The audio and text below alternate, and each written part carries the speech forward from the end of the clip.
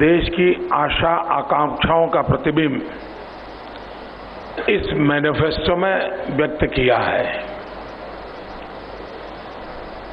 हमारे लिए ये मैनिफेस्टो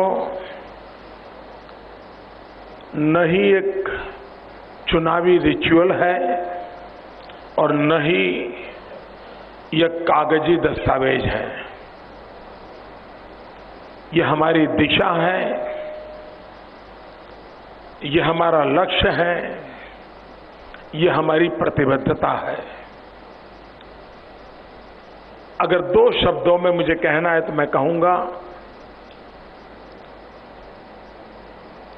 दो मूल बातों को लेकर के हम आगे बढ़ रहे हैं। एक गुड गवर्नेंस, दूसरा डेवलपमेंट, सुशासन एवं विकास। और जब हम विकास की बात करते हैं तो विकास सर्वसमावेशक हो, विकास सर्वस्पर्शी हो, विकास सार्वदेशिक हो, विकास सर्वप्रिय हो। उसी प्रकार से जब हम गुड गवर्नेंस की बात करते हैं तो गुड गवर्नेंस सरकार वो होनी चाहिए जो गरीब के लिए सोचे, गरीब का सुने। दलित, पीड़ित, शोषित, वंचित, उनके लिए सरकार ही एकमात्र सहारा होती है। अगर वो उसको बच्चों को पढ़ाना चाहता है, ये सरकार का दायित्व बनता है कि उसके बच्चों को अच्छी शिक्षा दे।